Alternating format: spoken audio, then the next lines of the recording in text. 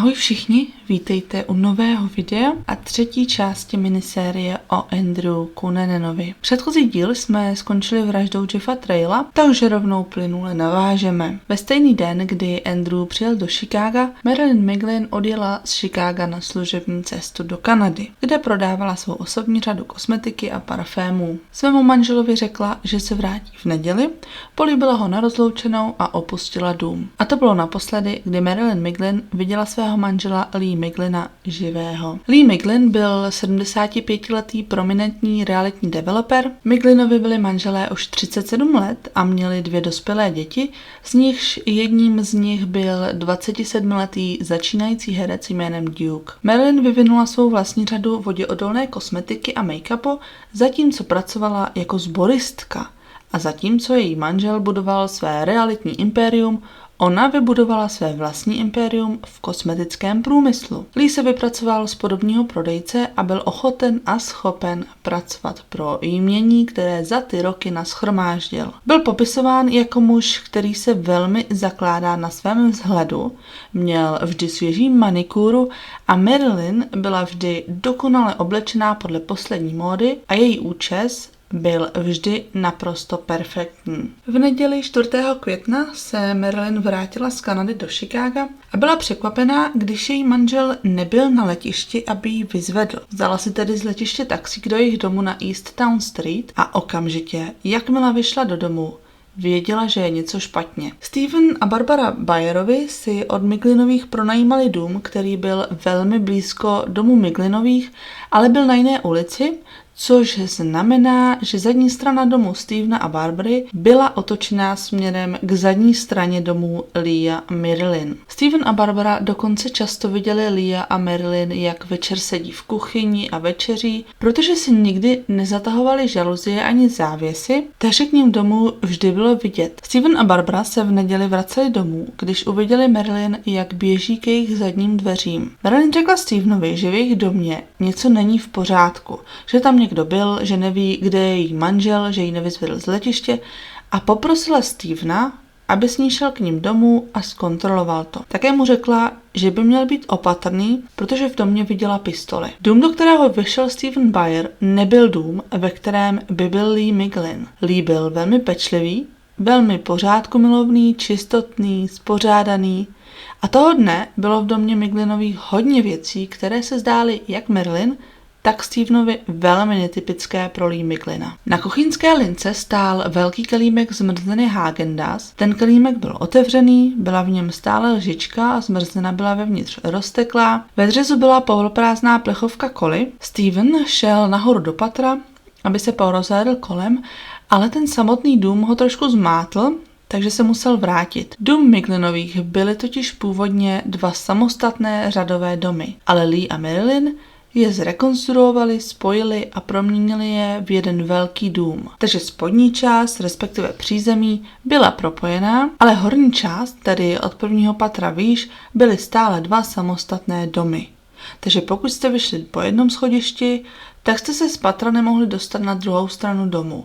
Museli jste opět sejít po schodech dolů a do druhé strany domu vyjít po druhém schodišti. Když se Steven zorientoval, tak se dostal do kanceláře Lee Miglina a našel tam velkou šunku. Takovou tu z kostí, kterou si lidi tradičně kupují na nějaký větší svátek, Velikonoce, Vánoce. Ta šunka prostě ležela na Leeově stole, bez talíře, bez nějaké papírové utěrky. Prostě tam tak ležela, kus z ní byl uříznutý, snědený a v té šunce byl stále zabodnutý nůž. V koupelně z bílého mramoru Steven objevil důkazy toho, že se tam očividně někdo vykoupal a oholil. Vana by za normálních okolností byla vyleštěná, třpytila by se bílou barvou, ale tentokrát byla pokryta prstencem špíny na vnitřku vany a v umyvadle byly oholené vousy. Na podlaze koupelny se také válely nějaké ručníky, takže to vypadalo, jako by někdo do té koupelny přišel, choval se tam jako doma, vykoupal se, oholil se,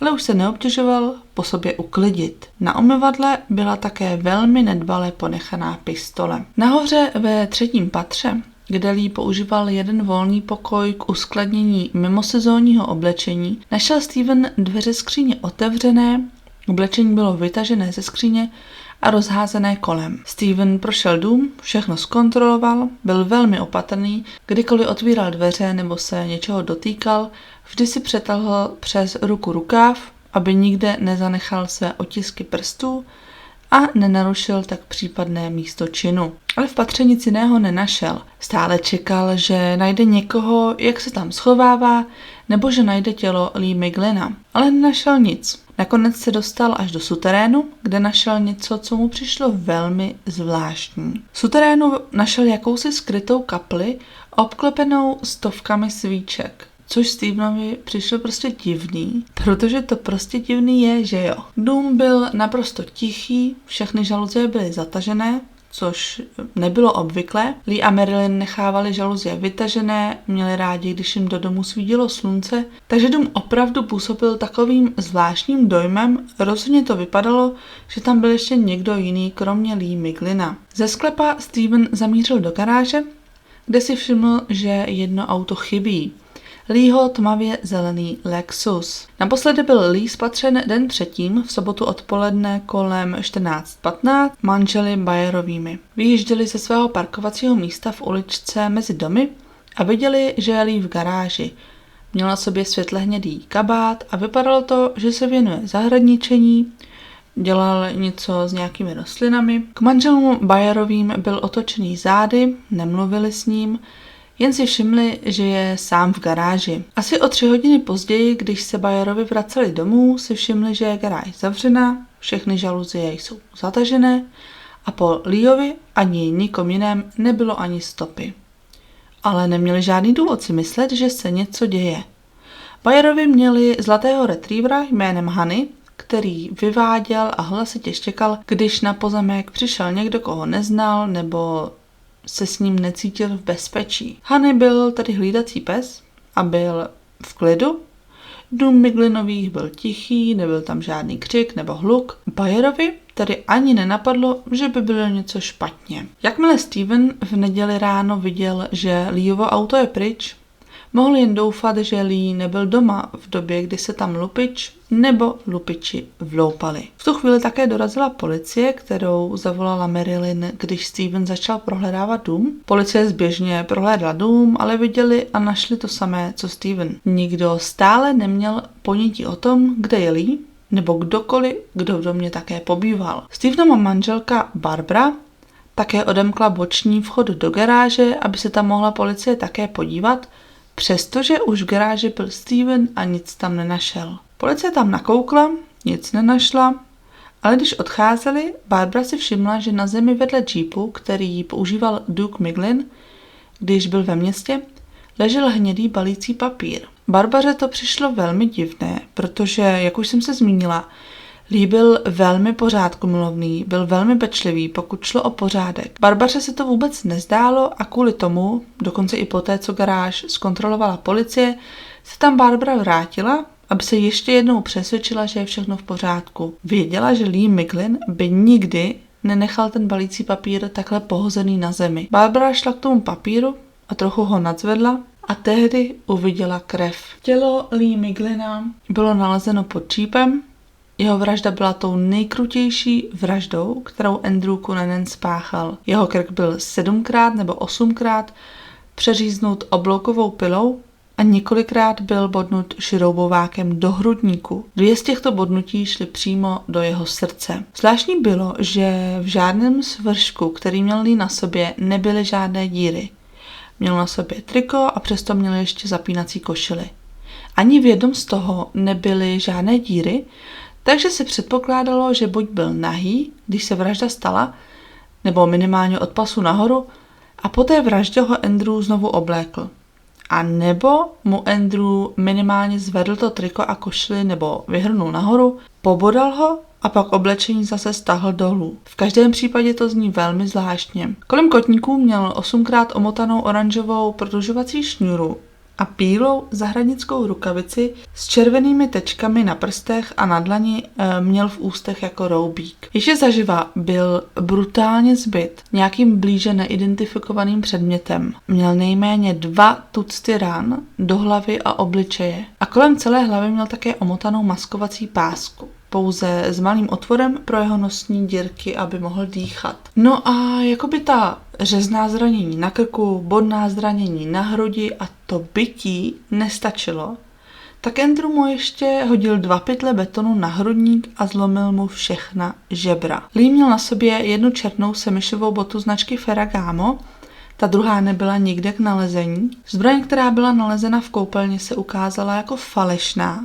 Byla to replika, která visela v pokoji Dukea Miglina. Předpokládalo se, že čas smrti Lee Miglina byl mezi 14:15 v sobotu, kdy byl naposledy viděn, a nedělní 6. hodinou ranní. Proč byl tedy Lee Miglin vybrán ze všech lidí v Chicagu pro takto brutální útok? Chtěl Andrew jeho auto?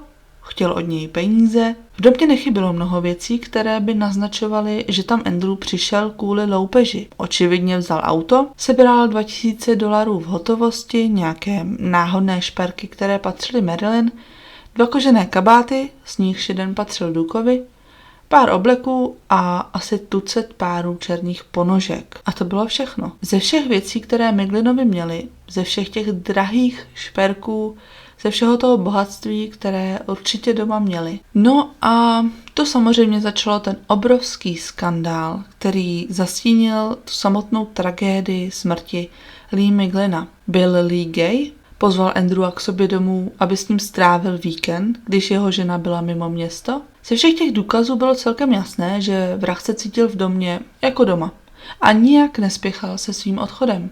Stejně tak nijak nespěchal se samotným dokončením té brutální vraždy. Ta vražda byla velmi násilná, ale vyžadovala hodně práce a času. Jak Andrew přiměl Leea, aby nehybně ležel, aby ho mohl spoutat, dát mu roubík a dát mu na obličej a celou hlavu maskovací pásku? Měl sice zbraň, ale jak by ji mohl držet a mít ji na Leea namířenou? A přitom mu ještě 8krát omotat prodlužovací šňůru kolem kotníku a hlavu maskovací páskou? Jak by to dokázal? To také ze začátku vedlo k domněnce, že bylo možná těch pachatelů víc.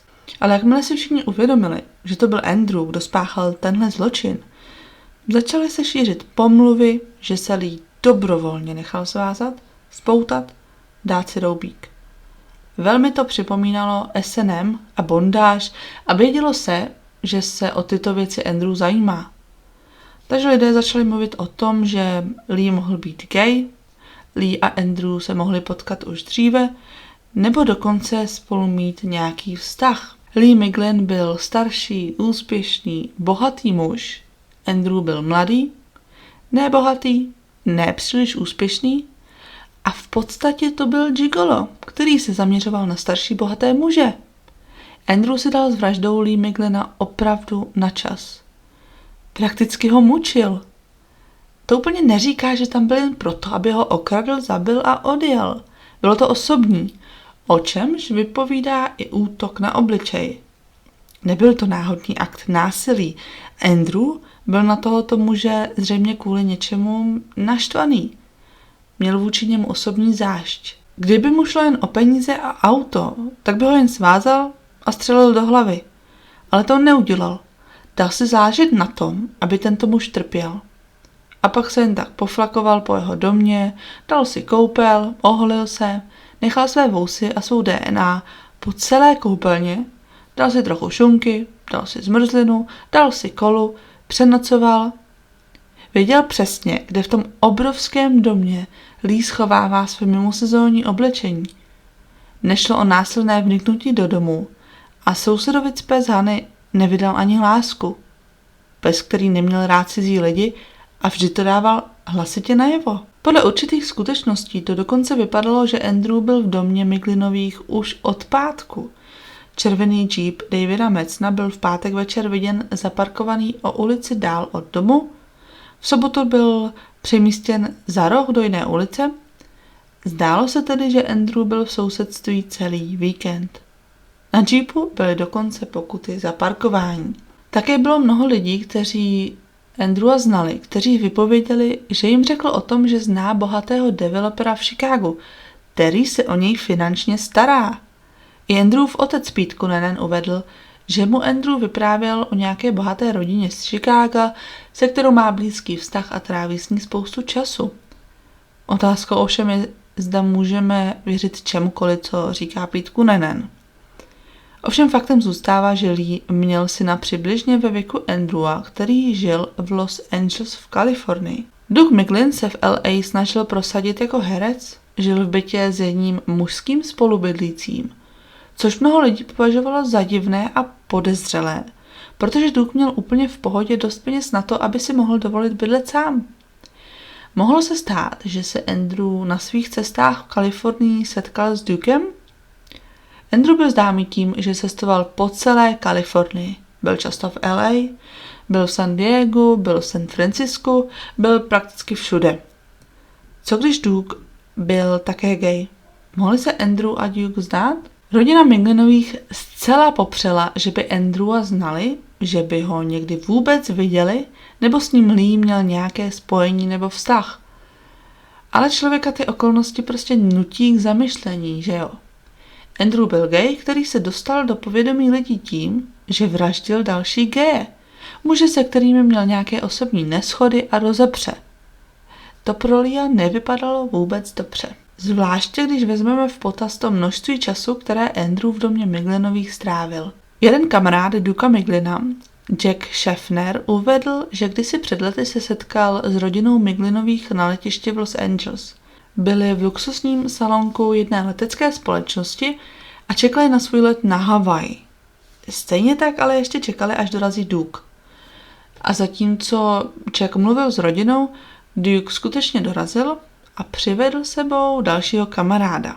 Jak Jack Schaffner, tak jeho doprovod, se kterým ten den byl, tvrdí, že ten muž, který ten den přišel s Dukem na to letiště, byl právě Andrew Coonanen. Další sousedka Miglinových také tvrdila, že když v pátek večer venčila svého psa, tak viděla Lee Miglina v kuchyni, jak mluví s mladým tmavovlasým mužem, který měl na hlavě kšiltovku.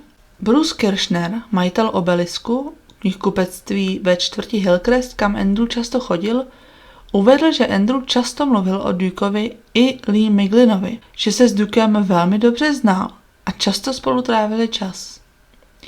Miglinovi vyhrožovali Kirschnerovi žalobou za urážku na cti. On svou výpověď tehdy stáhl a řekl, že ho noviny jen špatně citovaly. Nicméně noviny si stály za tím, že byl citován správně. Takže se očividně začaly šířit fámy a pomluvy o tom, že Lee Miglin byl gay, že Andrew znal jeho nebo jeho syna Duka a že měl Andrew nějaké spojení s rodinou Miglinových. To byla teorie, která převládala nejen v médiích, ale údajně i na policejním oddělení. Ovšem kvůli vlivu rodiny Miglinových v Chicagu, pokaždé, když s touto teorií někdo přišel nebo byla nějakým způsobem publikována v novinách, ten dotyčný byl okamžitě umlčen. Policie se nějak zvlášť nesnažila dokázat, že Lee Miglin mohl být gay. Marilyn Miglinová se přátelila s manželkou starosty a rodina měla ve městě určitou moc. Proč byste se jako policista v Chicagu snažili hrozněvat lidi, kteří mají moc rozběhnout nebo naopak zničit vaši kariéru? Vzhledem k tomu, že Lee Miglin byl tak důležitou postavou v Chicagu, jeho vražda dala celému případu kolem Andrewa Coonanena nový život a díky tomu se FBI, které už tak případ tak trochu po očku sledovali, více zapojili do pátrání po Andrewovi. FBI ale nakonec ve skutečnosti vůbec nějak nepomohly ve zlepšení vyšetřování. Policie v Chicagu měla tajemství, které by mohlo pomoci dopadnout Andrewa, než spáchá další vraždy. V tom zeleném Lexusu Lee Miglina byl autotelefon, který vysílal signál na satelit pokaždé, když bylo zapnuto zapalování v autě. Díky sledovacím schopnostem, které autotelefon měl, víme, jaké byly Andrewovy pohyby v následujících dnech. Andrew dorazil do New Yorku v pondělí 5. května, den poté, co bylo objeveno tělo Lee Miglina. Ve 12:45 se nacházel ve West Side House, což byly pánské lázně v Chelsea. Zůstal ve městě pár dní, koupil si nové džíny v obchodě Levi, ve středu šel do kina v Chelsea na film Lhář hlář, ve čtvrtek šel do kina znovu, tentokrát na film Tichý nepřítel. Takhle jo. Já samozřejmě nejsem policista, kriminalista ani nic, jo. Možná se mýlím, možná si to špatně vykládám, možná si to představuji jako hurvínek válku, jo. Ale ptám se, pokud byl v New Yorku několik dní, dostal se tam v pondělí a ve čtvrtek byl v kině, takže tam musel být minimálně 4 dny. Proč ho za tu dobu nikdo nechytil? Proč ho nikdo nechytil, když věděli, že byl v kině? Když věděli, že byl v Pánských lázních? Když věděli, že si kupuje džíny? Proč ho nikdo nedokázal zadržet a zastavit ho? Možná to bylo tím, že Andrewovy fotky, které tehdy byly ukazovány a sloužily k jeho identifikaci, byly jeho fotky ze střední školy. A on teď vypadal už úplně jinak. Ty fotky byly z jeho mladších, lepších let. Byl pohledný, byl to prakticky ještě puberťák. A v roce 1997 už tak Andrew rozhodně nevypadal. Byl těžší, ostříhal si vlasy velmi nakrátko, už nenosil brýle a navíc byl v New York City, což je obrovské město. Po kterékoliv ulici chodí v kteroukoliv chvíli 1000 lidí. Doslova se můžete ztratit v davu během 5 sekund. Ve čtvrtek 8. května byl autotelefon v autě Lee Miglina aktivován ve Filadelfii v Pensylvánii. Tehdy se Andrew dokonce snažil autotelefon použít. Zajímalo by mě, komu chtěl zavolat. Bylo očividné, že si Andrew nebyl vědom toho, že je sledován. A bylo v nejlepším zájmu policistů, aby to tak i zůstalo. Samozřejmě, kdyby zjistil, že je sledován, pokusil by se autotelefon zničit nebo se auta úplně zbavit. Chicagské úřady informovaly filadelfskou policii, aby se měla na pozoru před Andrewem a ukradeným autem. Že je ozbrojený a že je nebezpečný. A teď bacha, jo.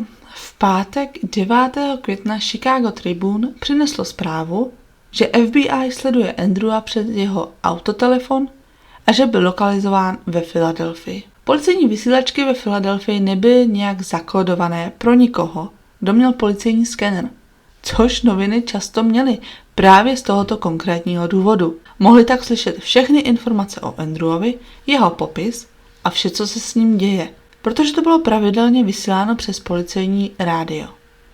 Když se nad tím zamyslíte, tak prakticky kdokoliv, kdo by zrovna procházel kolem policisty, když byly tyto informace vysílány na jeho rádiu, to mohl slyšet. Jakmile se toho zmocnil tisk, začali to zveřejňovat ve všech novinách a vysílat to na každé rozhlasové stanici několikrát denně. Andrew projíždí tou oblastí a samozřejmě v autě poslouchá rádio. Bavíme se o době dlouho před Spotify. Andrew slyší své jméno v rádiu a slyší svou polohu a způsob, jak ho našli a jak ho sledují. A samozřejmě spanikaří. Vyděsí se. Zastaví na kraji silnice a podle výpovědi svědka se snaží utrhnout z auta anténu. Také přestřihl drát k telefonnímu sluchátku a rozsekl vršek zadního okna, aby odstranil drát antény. Ale napájecí skříň v kufru byla stále aktivní a Andrew nevěděl, kde přesně se nachází. Jediné, co věděl, bylo to, že telefon byl stále funkční a stále vysílal signál a jeho polohu. Andrew si potřeboval sehnat nové auto a to rychle. Zajel tedy k informačnímu stánku na Delaware Memorial Bridge, asi 30 mil jižně od Filadelfie, požádal zaměstnankyni o brožuru na nějaká místní historická místa a tak skončil právě ve státním parku Fort Mott v Pennsville v New Jersey. Na místě dostatečně odlehlém na to, abyste sehnal nové auto a nikdo si ho přitom nevšimnul. Státní park Fort Mott se nachází v sousedství Národního hřbitova na Finns Point na východním břehu řeky Delaware. Původně to bylo pohřebiště konfederačních vězňů z občanské války a jejich 135 unijních strážců, kteří zemřeli, když byli umístěni v zajateckém táboře Fort Delaware. Na tomto hřbitově jsou ale pohřbeny i veteráni z pozdějších válek, třeba první a druhá světová válka, a podle jejich webových stránek je vítán každý veterán ozbrojených sil, aby se přihlásil, pokud tam chce být pohřben. Je to velmi odlehlé, tiché a klidné místo a Bill Reese, který tam celých 25 let dělal správce, se tam cítil jako doma. Bill Reese byl vášnivým nadšencem vojenské historie a viděl vše o 2000 vojáků Konfederace a Unie, kteří tam byli pohřbeni, a o bitvách, ve kterých bojovali. Bill žil podle velmi přísného morálního kodexu, byl velmi upřímný, pocházel ze South Jersey a byl nejstarší ze 4 sourozenců. Jeho rodiče říkali, že se nikdy nedostal do problémů. Nikdy nekouřil, nepil a byl milovníkem zvířat. Na střední škole dokonce pracoval pro společnost na ochranu zvířat. Byl rád pobýval venku, bavilo ho pracovat rukama a měl zásadu, že nezáleží na tom, jak dlouho trvá něco udělat, ale hlavně se to musí udělat správně. Byl velmi zapálený do historie a hodně o ní věděl. Byl chytrý, byl přímočarý. V roce 1978 se byl oženil s Rebekou, místní knihovnicí, a měli skvělé manželství. Opravdu se k sobě hodili. Byli pro sebe jako stvoření. Postavili si malý dům v Deerfieldu v New Jersey, jen asi 30 mil od hřbitova. Rádi spolu trávili čas, pracovali rukama, vyráběli nejrůznější věci, jako třeba ptačí budky nebo dřevěné ornamenty, které pak brali na řemeslné trhy a prodávali je tam. V době Billovy vraždy byl jejich jediný syn Troy jen batole. Každý den předtím, než Bill odešel z práce, jel kolem 3:30 na hlavní silnici, aby vybral poštovní schránku.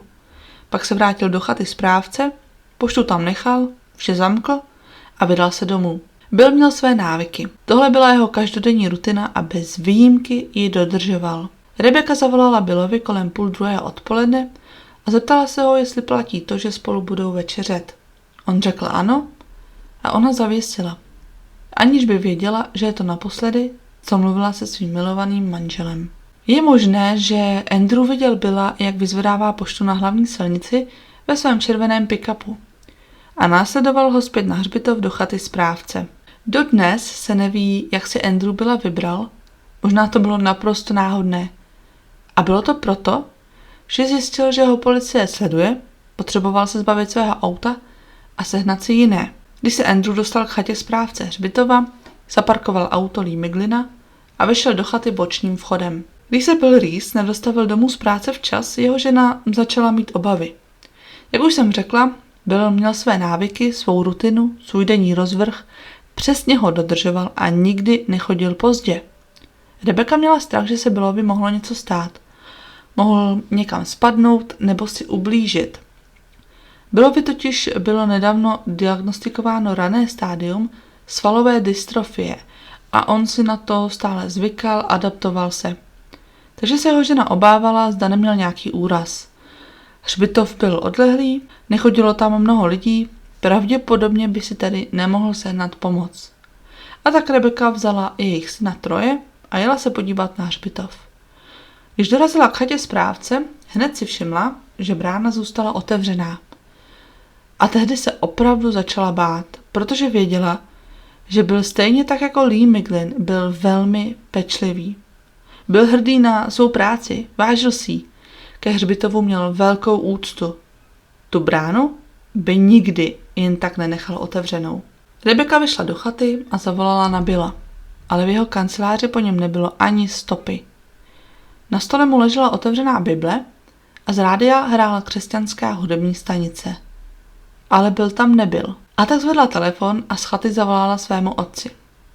Řekla mu, že má o Billa obavy, že neví, kde je, nebyl v chatě, jeho auto bylo pryč, ale byl tam zaparkovaný zelený Lexus. Její otec jí velmi klidným hlasem řekl, aby okamžitě opustila tu chatu, vzala svého syna a vypadla odtamtud a z hlavní silnice zavolala policii. Nechtěli vyděsit, ale slyšel zprávy o sériovém vrahovi, který je na útěku a měl by řídit ukradený zelený Lexus. Když policie dorazila na místo, stejně jako Rebecca, ani oni nenašli po Billovi ani stopu. Ale všimli si, že dveře do sklepa byly zamčené zevnitř i zvenku chaty, což bylo zvláštní. Sklep měl vchod jak zevnitř chaty, tak i zvenčí domu, takže někdo vyšel jedním vchodem, zamkl ho za sebou a pak sklep opustil tím druhým vchodem a ten za sebou také zamkl, což policie považovala za zvláštní. Prorazili tedy vnitřní dveře, sešli po schodech a našli Billa Reese zhrouceného na podlaze, mrtvého. Andrew ho střelil ze zadu do hlavy. Donutil ho kleknout si na zem a pak ho chladnokrevně popravil. Ukončil život manžela, otce, skvělého muže, milovníka historie, milovníka přírody, milovníka zvířat, muže, který nikdy neublížil ani mouše. Dobrého člověka. Bill byl Andrewovou 4. obětí během 12 dní. A já 100% věřím tomu, že téhle vraždě se prostě dalo předejít. Policie měla být opatrnější se svými informacemi. Tisk neměl zveřejňovat ty choulostivé informace o tom, že je Andrewovi policie na stopě. Jakmile to Andrew uslyšel, vyděsil se a musel se rychle zbavit auta a sehnat si nové. A proto Bill zemřel. To byl jediný důvod, proč Bill Reese zemřel. To byl jediný důvod, proč byl Andrew na tom odlehlém hřbitově, kam normálně chodilo minimum lidí. Byl tam, protože byl odhalen, zjistil, že byl odhalen kvůli špatné policejní práci a nezodpovědné práci médií. Vážně neexistuje lepší a bezpečnější způsob, jak může policie dostat informace k policejnímu sboru, aniž by je zveřejnila prostřednictvím rádia, o kterém ví, že k němu má přístup každý s policejním skenerem? Jste sakra FBI, ne? Ve skutečnosti místní policie v Pennsville nikdy ani nebyla informována FBI, že by se Andrew mohl nacházet v jejich oblasti. A to i přesto, že FBI moc dobře věděla, že se tam Andrew nachází. Takže místní policie ani nemohla varovat obyvatele ve svém vlastním městě, že je tam vrah na útěku. Média se slétla do malého města a tiché, klidné místo, které měl Bill Reese v takové úctě, se proměnilo v mediální cirkus. Kdyby Bill věděl, co se stalo s jeho hřbitovem poté, co zemřel, byl by naprosto znechucen. Pro něj to bylo uctívané místo. Místo posledního odpočinku vojáků, kteří bojovali a umírali statečně. Nebylo to místo pro reportéry, kamery a světla. Média také pronásledovali Rebeku. Seděli před jejím domem a uprostřed noci do domu svítily reflektory.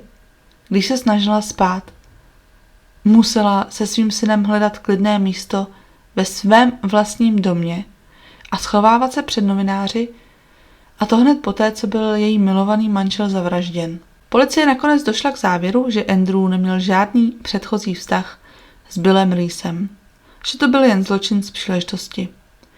Potřeboval nové vozidlo, náhodou byl poblíž, zastavil a uviděl Billa v jeho autě. Nyní byl jediným vodítkem právě Billův pick-up. Policie zkontrolovala všechna parkoviště u stanic autobusů, u letišť, u obchoďáků. Zkontrolovali jakékoliv místo, kde by mohl auto nechat a přesednout na něco jiného. Ale nikde nebyl. Nemohli ho najít, protože Andrew byl zpátky na dálnici a mířil přímo ke svému dalšímu cíli. V kufru Lexusu našli policisté chybějící botu značky Ferragamo. Pokud si pamatujete, Lee Miglin měl na sobě jen jednu, ta druhá chyběla. A ta byla teď nalezena v jeho autě.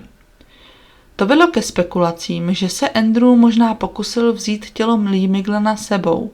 Chtěl ho dát do kufru auta, ale možná se do něj nevešel, nebo byl příliš těžký, aby ho Andrew unesl. A tak to nakonec vzdal. V kufru byl také nalezen krvavý šroubovák, který byl použit k pobodání Lee Miglina. Dále našli několik párů zahradnických rukavic, jako byla ta, která byla nalezena v Leeových ústech. A modré zahradnické rukavice s hnědými koženými konečky prstů, které byly potřísněné krví. Ve dveřích na straně řidiče Andrew nechal 2 fotografie. Jedna byla obrázkem všech jeho přátel z Hillcrestu. Na druhé fotce byl známý kalifornský surfař Robin Thompson. Na této konkrétní fotce byl Robin v plavkách opřený o auto a bylo zjištěno, že před lety spolu Andrew a Robin strávili nějaký čas a byli na krátkou dobu intimně zapletení. Ovšem Robin Thompson nebyl otevřeně gay. Nemyslel si, že by to bylo dobře přijato v surfařské komunitě. A bohužel měl pravdu. V důsledku toho, že jeho fotografie byla nalezena v Andrewově autě, byl Robbins vyautován proti své vůli, tak jako mnoho dalších v tomto případu. Byl vyautován a ani jeho obchodní partneři, ani komunita obecně to nepřijali dobře. Jeho život se zásadně změnil. Střela ráže 40 vedle Billova těla odpovídala střele, která byla nalezena vedle těla Davida Metzna, což naznačovalo, že byli zastřeleni ze stejné zbraně. Zbraně, kterou Andrew ukradl z bytu Jeffa Traila před svým vraženým řáděním. Billova vražda ukázala světu, že Andrew už neútočí jen na lidi, které zná. na geje nebo na muže, se kterými vede nějaký osobní konflikt. Ukázalo se, že je ochoten zavraždit každého, kdo se mu připlete do cesty. Každého, kdo má něco, co Andrew chce. Andrew zamířil na jih. Krátce se zastavil v Jižní Karolíně, aby ukradl poznávací značku, která by mu pomohla získat více času. Majitel této SPZ nikdy nenahlásil její zmizení policii, myslel si, že ji pouze někde ztratil. Takže policie nikdy neměla Andrewovo novou poznávací značku a nemohli ji použít k tomu, aby ho našli a zastavili dřív, než dojde k další vraždě. 11. května Andrew dorazil na Miami Beach na Floridě, poté co urazil 1000 mil za 2 dny. Hotel Normandy, který se nacházel pár mil od oblasti South Beach, byl přesně tím místem, kde by se starý Andrew nikdy neubytoval, s ostudnými podlahami z linolea. Ale právě tady se Andrew rozhodl ubytovat na téměř celý svůj pobyt v Miami a dokonce zaparkoval červený pick-up hned před hotelem. Bylo to místo, které jste si mohli pronajmout na noc, týden, ale třeba i na měsíc a víc. Bylo to místo pro turisty, ale i rezidence pro místní, kteří neměli dost peněz na to, aby si někde pronajali byt. South Beach byla pro Andrewa perfektním místem, kde mohl splynout s davem a schovat se. Zatímco vymýšlel, co dál. Dnes je South Beach oblast, která se může pochlubit bohatstvím, mládím, krásou, ale mezi 60. a 80. lety byla využívána hlavně staršími obyvateli jako místo, kde stráví svůj důchod. Mezi 15. dubnem a 31. říjnem 1980 zaplavila South Beach masivní vlna kubánských přistěhovalců žádajících o azyl před Castrovým režimem. Díky čemuž je Miami dnes známé jako hlavní město Latinské Ameriky. Andrew s jeho tmavou pletí a tmavými vlasy byl na pláži v Miami jen těžko spatřen. Nijak nevyčníval z davu a díky skvětající komunitě LGBTQ se cítil jako doma. 12. května Time Magazine a Newsweek uvedly články o Andrew Cunananovi a jeho vražedném řádění. Ten samý den Vanity Fair zveřejnil článek o sourozencím Giannim a Donatelle Versace. Psali o Gianniho krásném domě Ville Casa Casarina na South Beach. Psali o jejich životech, jejich společnosti a Andrew tak měl vše, co potřeboval vědět. A hlavně věděl, kde má Gianniho hledat. Gianni Versace se narodil 2. prosince 1946 v italské Kalábrii švadleně, která ho naučila navrhovat a vyrábět oblečení. Po střední škole Gianni pracoval pro svou matku a její firmu. Ta si všimla jeho zájmu a talentu v obaru. Francesca Versace povzbudila svého syna, aby se věnoval kariéře v designu.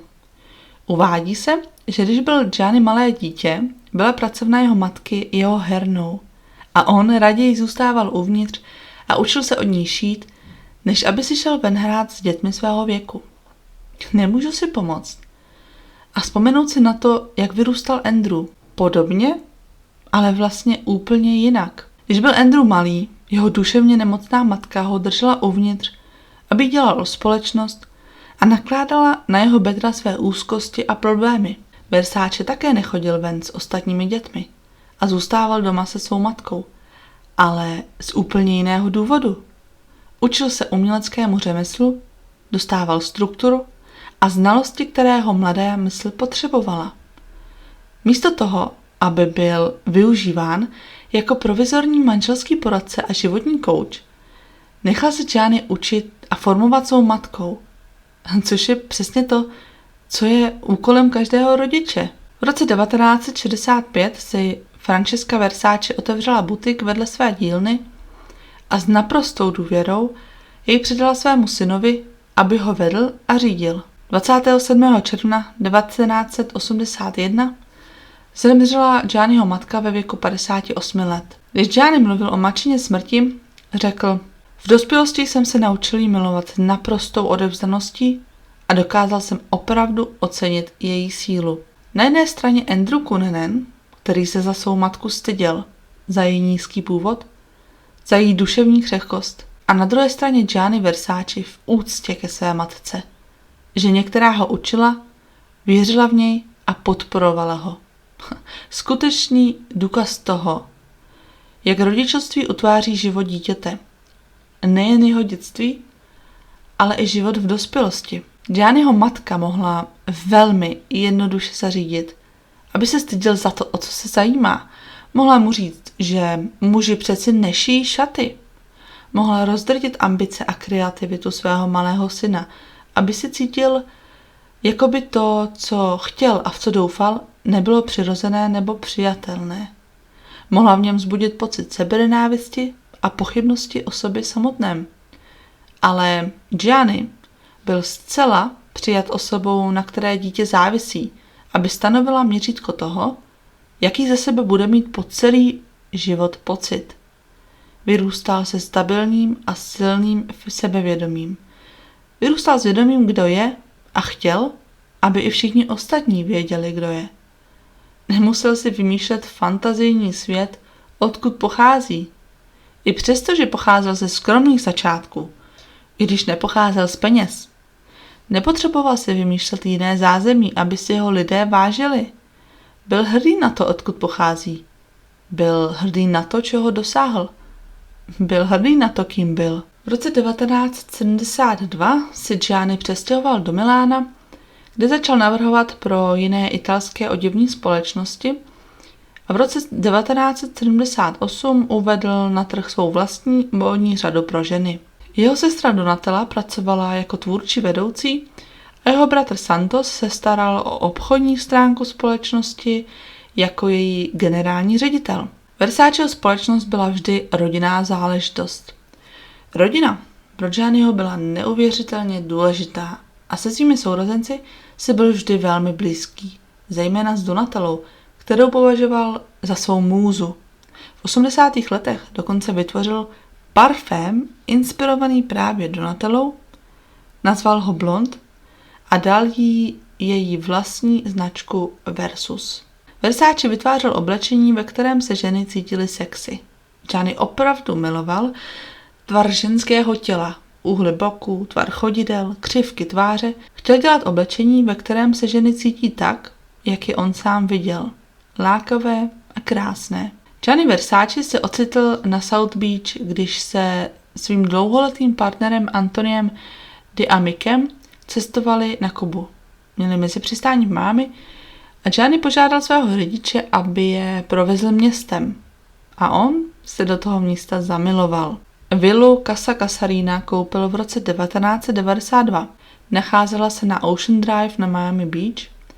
Dům byl postaven v roce 1930 ve středomořském stylu a později byl přeměněn na bytový dům s 24 jednotkami. Když ho Gianni koupil za $2,95 milionů, vrátil mu jeho starý název Casa Casarina a zrenovoval ho ve skutečné Versaceho módě.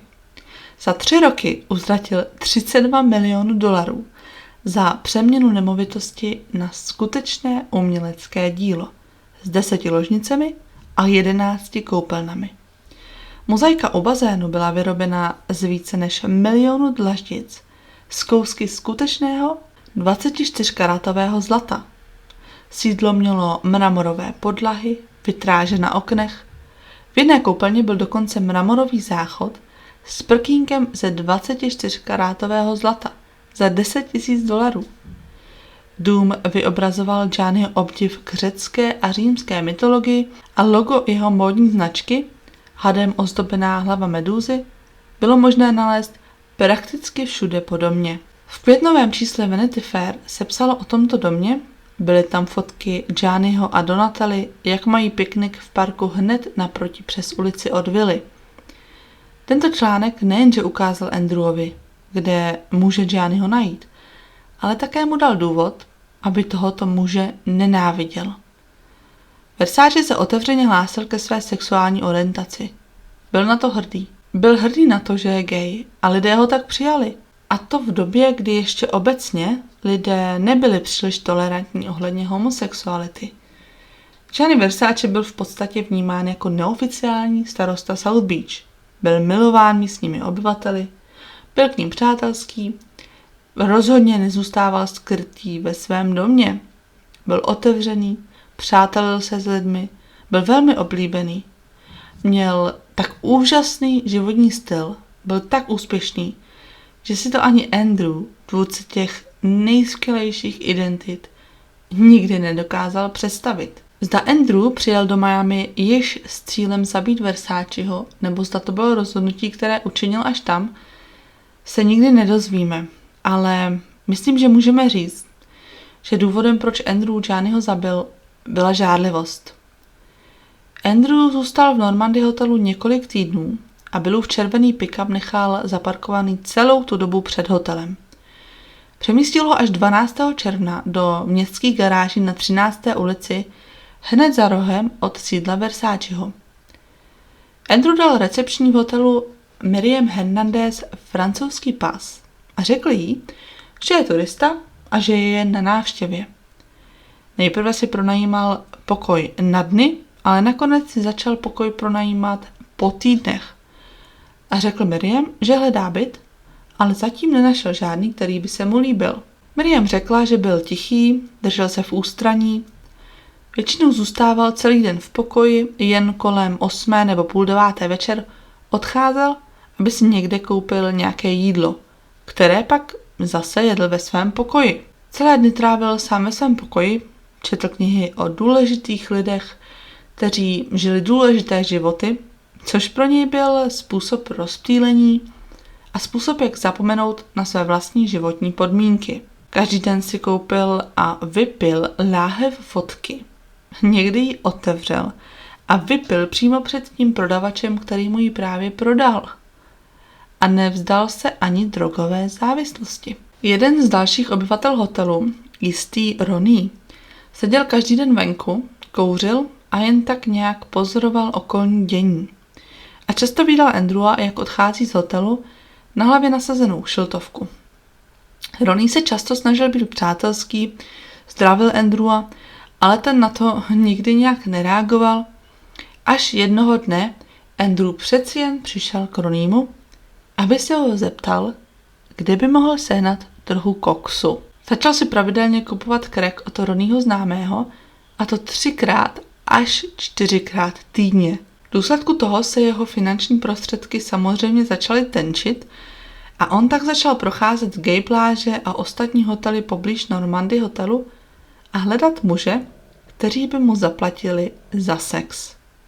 Andrew, který se kdysi tak styděl za to, že byl vydržovaný starším bohatým mužem, si nyní dobrovolně vydělával prostitucí. A tady se dostáváme k další chybě ze strany policie. Já vím, zním jako kolovrátek, ale tak co no? Andrew dal do zastavárny zlatou minci, která patřila Miglinovi. Zastavil ji začátkem července, dostal za ní $190, což mu přišlo málo, ale stejně si to vzal, protože byl zoufalý a bez peněz. V zastavárně Andrew použil svůj skutečný řidičský průkaz, svůj skutečný pas se svým skutečným jménem a uvedl svou adresu v Normandy hotelu. Ovšem uvedl číslo Ronnieho pokoje místo svého, takže se přeci jen trochu snažil chránit a na lístku zástavy se podepsal také svým skutečným jménem Andrew Cunanan. Každý den musí majitel zastavárny předkládat policii seznam věcí, které byly v ten den zastaveny. A i majitel této zastavárny to udělal. Poslal seznam toho, co bylo ten den zastaveno, kým to bylo zastaveno a všechny informace o těchto osobách. Takže jméno Andrew Cunanan bylo na těchto papírech, které jen tak ležely na stole nějakého policisty a nikdo se na ně ani nepodíval. Hon na Andrew Cunanana nebyl bezchybný. Byl plný chybné komunikace mezi FBI a místní policií. Začátkem června Norman Blatchford, Andrewův bývalý sugar daddy, řekl FBI, že Andrew možná míří na South Beach. Nevěděl to sice jistě, ale pamatoval si, že Andrew o South Beach dost mluvil a říkal, že tam strávil nějaký čas. Několik dalších Andrewových přátel také policii řeklo, že Andrew často mluvil o Giannim Versacem a říkal, že ho zná, že se s ním setkal a že ho vůbec nemá rád a neváží si ho. Žádná z těchto výpovědí se ale nikdy nedostala do policejního protokolu nebo spisu. 12. června se Andrew Cunanan dostal na seznam nejhledanějších osob FBI. Ale FBI nebyla příliš ochotná spolupracovat s místní policií. Jako takhle.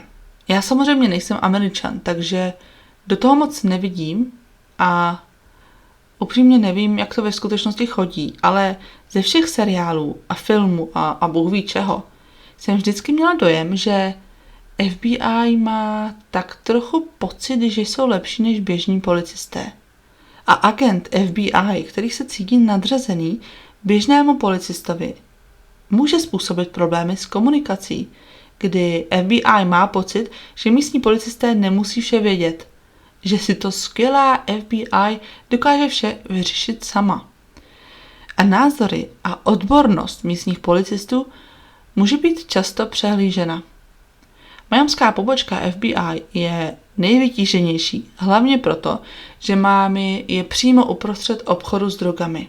Gay vrah, který zabíjí další geje, nebyl na špičce jejich seznamu priorit. Podle Paula Malletta, druhého nejvyššího ve vedení FBI v Miami, jsou jejich priority následující. Na prvním místě je organizovaný zločin drogy. Hned zatím je hospodářský zločin, tedy ekonomická kriminalita, podvody s penězi. Až potom jsou násilné zločiny, tedy Andrew, a až na posledním místě je národní bezpečnost. Můžete mi vysvětlit, jak mohou být podvody s penězi důležitější než násilné trestné činy a národní bezpečnost? Zatímco si sérový vrah razí cestu do Miami s nabitou zbraní a naprostým nedostatkem jakékoliv etiky a morálky, úřad FBI v Miami se zabývá zpronevěrou. Jejich akce, respektive nečinnost, byla ohajována tím, že nikdo vlastně nevěděl, kam Andrew jede a jestli vůbec jede do Miami nebo na Floridu. Nicméně, na druhou stranu, také existují výpovědi, které tvrdily, že FBI věděla, že Andrew je na jižní Floridě od května. Například byl přidělen Keith Evans, nováček, který měl jen asi roční praxi. Když měla FBI vysvětlit toto rozhodnutí, řekli, že k případům nejhledanějších osob vždy přidělují nováčky, protože tyto osoby se stejně nikdy nenechají chytit. Buď se sami přijdou přiznat, nebo je nikdo nikdy nenajde. No, tak ale jako možná je nikdo nikdy nenajde, protože na jejich případy přidělujete neskušené agenty. V květnu Keith Evans navštívil policejní oddělení v Miami Beach a sebou přinesl jeden plakát. Lori Weeder, jedna ze 2 otevřeně gay policistů u sboru v té době, si myslela, že je to divné. Navrhla, že by bylo dobré udělat kopie tohoto plakátu a distribuovat ho do místních gay klubů, barů a tak podobně. Kdyby se tam pak Andrew objevil, někdo by ho mohl poznat a nahlásit. Ale Keith Evans to nechtěl udělat. Řekl, že chce vyšetřování udržet v tajnosti. Podle místních majitelů podniků, majitelů barů, majitelů restaurací a místních politiků nebyl v této době nikde v Miami vyvěšen ani jediný plakát s fotkou Andrewa Cunanana. FBI se stojí za tím, že na místní policejní stanice bylo rozesláno 1000 plakátů, ale oni nemohou být zodpovědní za to, zda je policie vyvěsila nebo ne. Faktem je, že kdyby FBI věřili instinktům místních policistů, kteří znali to místo, znali tu oblast, znali místní komunitu, Andrewa by chytili. A možná by ho chytili mnohem dříve, než by se v červenci dostal k domu Versaceho. 3 měsíce poté, co byl Versace zavražděn, uprchl z místní věznice vězeň odsouzený za vraždu geje. Plakáty s jeho fotografií, popisem a informacemi byly distribuovány a vyvěšeny v místních restauracích, barech, nočních klubech. Během 3 týdnů byl dopaden. Když ho spatřil jeden barman, poznal ho z plakátu a zavolal policii. Andrew dorazil do Miami 11. května. Gianni Versace byl zabil 15. července. 2 měsíce. 8 týdnů. Myslím, že je pravděpodobné, že kdyby byly vyvěšeny plakáty s jeho fotkou do místních podniků, které mohl navštěvovat, byl by zatčen a Gianni Versace by mohl být stále naživu. Andrew do těchto podniků skutečně chodil. Byl to ten typ podniků, které navštěvoval ve čtvrti Castro v San Francisku nebo v Hillcrestu v San Diegu. Nejednou byl spatřen v podniku Twist Nightclub na South Beach. Vytáhl všechny své staré triky, vyprávěl příběhy, snažil se vypadat důležitě, ale neměl peníze ani na to, aby si koupil pití. 1 minutu kouřil 1 cigaretu za druhou a vyloženě, že bral o peníze. Další minutu se všem kolem sebe chlubil, že žije v té nejdražší oblasti v Miami. 15. července bylo úterý. Gianni Versace se ráno probudil a následoval svou každodenní rutinu. Vyšel z domu, šel 3 bloky do kavárny, kde si koupil noviny a šálek kávy. Pak se vydal zpět domů. Když se sehnul, aby si odemkl železnou bránu do svého domu, všiml si kolem jdoucí ženy, která na něm visela pohledem, protože poznala, že je to Gianni Versace. Už se ale nevšiml mladého muže v tílku, šortkách a černé kšiltovce, který rychle přecházel ulici jeho směrem. Versace vzhlédl a usmál se na kolem jdoucí ženu a když to udělal, byl 2krát střelen ze zadu do hlavy. První kulka ho zasáhla ze zadu do krku přímo pod spodinu lebky a přerušila mu míchu. Kulka vyšla ze předu z jeho krku a zasáhla železnou bránu, o kterou se roztříštila. Jeden z těchto úlomků zasáhl holubici a okamžitě ji zabil. Když se Versace mírně otočil doprava, omráčen dopadem první kulky, Andrew vystřelil znovu. Druhá kulka ho zasáhla do obličeje a zaklínila se mu v hlavě. Okamžitě upadl do bezvědomí a spadl na zem. Žena, na kterou se Versace ještě před vteřinou usmíval, stála sotva 30 stop daleko. Byla v naprostém šoku a nemohla se pohnout. Právě byla svědkem chladnokrevné vraždy. Andrew, poté co vypálil ty 2 kulky, se otočil a odešel, jako by se nic nestalo. Dveře do Versaceho sídla se rozlétly a Antonio vyběhl ven. Byl zrovna kávu na verandě nedaleko vchodu do sídla, když uslyšel ty výstřely. Později uvedl, že v tu chvíli se jeho krev proměnila v led. Vyběhl ven a uviděl svého partnera, jak leží na zemi v kaluži krve. A pak, jak řekl, se vše propadlo do temnoty. Antonio vzpomíná na Gianniho jako na lásku svého života. Muže, který byl tak organizovaný a precizní ve svém podnikání, ale doma spíše nedbalý. V koupelně vždy zanechával nepořádek. Svět viděl Versaceho jako velkého muže, kreativního génia a velikána v módním průmyslu. Ale pro Antonia byl domovem, partnerem, po kterém musel uklízet a starat se o něj. Ten den byl v domě také jejich soused Lazario Cortana, který tam byl hrát tenis s Antoniem. Vyběhl z domu a zeptal se té kolem jdoucí ženy, která tam stála úplně ohromená tím, co se stalo. Jediné, co byla schopná udělat, bylo ukázat na Andrewa, který byl stále vidět, jak odchází. Lazario se rozběhl za ním a křičel na něj, aby zastavil. Andrew se jen otočil a namířil zbraň na svého pronásledovatele, který se pak rozhodl, že bude pravděpodobně lepší, když už Andrewa nebude sledovat. Na střeše jednoho z domů v postranní uličce pracovalo v tu dobu pár dělníků, kteří viděli tu scénu mezi Andrewem a Lazariem. Dělníci pak Andrewa dál sledovali a očekávali, že ho uvidí opustit uličku a vyjít na 13. ulici. Ale to neudělal. V garáži na 13. ulici, jestli si pamatujete, totiž nechal zaparkovaný červený pick-up Billa Reese. Andrew se na tu vraždu připravil. Vešel do garáží, převlékl se do připraveného oblečení a vyklouzl z garáže zpět na ulici. Dokonale splynul s davem. V 9:12 byla u pick-upu nalezena hromada oblečení. Policie ověřila poznávací značky, zjistili, komu patří, dali si 2 a 2 dohromady. že vrahem Gianniho Versaceho byl Andrew Cunanan. A tehdy se konečně po Miami objevily plakáty s fotkou Andrewa Cunanana. A tímto bych skončila 3. díl téhle série. Já vím, je to trochu frustrující, ale slibuju, že se brzy zase uslyšíme u 4. posledního dílu, kdy si řekneme, jak Andrew vlastně dopadl. Do té doby se mějte krásně, dávejte na sebe pozor. Čau!